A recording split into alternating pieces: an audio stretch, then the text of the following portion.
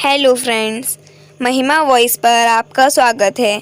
आज की कहानी मांगो मत, ऊपर वाले को अपने हिसाब से देने दो। किसी राज्य में एक राजा रहता था। राजा अक्सर गांव-गांव जाकर प्रजा और लोगों की समस्याओं को सुनता था और उनमें सुधार की पूरी कोशिश करता था। उसकी कर्तव्य निष्ठा के चर्चे दूर देशों तक फैले हुए थे। ऐसे ही एक बार राजा किसी गांव में प्रजा की समस्याओं को जानने के लिए भ्रमण पर निकले हुए थे। उसी दौरान राजा के कुर्ते का एक बटन टूट गया। राजा ने तुरंत मंत्री को बुलाया और आदेश दिया कि जाओ, इस गांव में से ही किसी अच्छे से दर्जी को बुला लाओ जो मेरे कुर्ते का बटन लगा दे। तुरंत पूरे गांव में अच्छे दर्जी की खोज शुरू हो गई।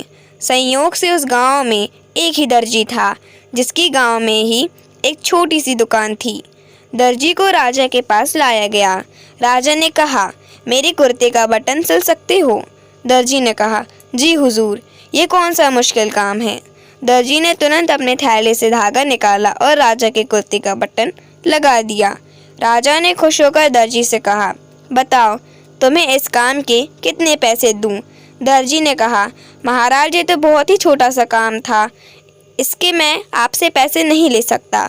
राजा ने फिर कहा, नहीं तुम मांगो तो सही, हम तुम्हें इस काम की कीमत ज़रूर देंगे। दर्जी ने सोचा कि बटन तो राजा के पास थी ही, मैंने तो बस धागा लगाया है, मैं राजा से इस काम के 2 रुपये मांग लेता हूँ। फिर से दर्जी ने मन में सोचा कि मैं राजा से अगर 2 रुपये मांगूंगा तो राजा सोचेंगे कि इतने से काम के इतने सारे पैसे मांग रहा है, कहीं राजा ये ना सोचे कि बटन लगाने के मेरे से 2 रुपये ले रहा है तो गांव वालों से कितना लेता होगा ये दर्जी।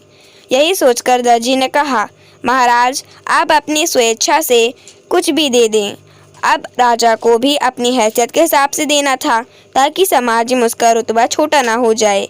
यही सोचकर राजा ने दर्जी को 2 गांव देने का आदेश दे दिया। अब दर्जी मन ही मन में सोचने लगा कि कहाँ तो मैं 2 रुपये मांगने की सोच रहा था और कहाँ तो राजा ने 2 गांव का मालिक मुझे बना दिया।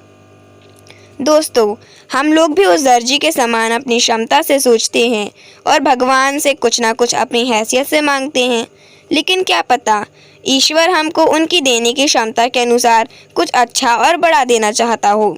गीता में भगवान श्री कृष्ण ने कहा भी है कि कर्म करो, फल की इच्छा मत करो। जब आप भगवान पर सब कुछ छोड़ देंगे तब वह अपने हिसाब से आपको दे देगा।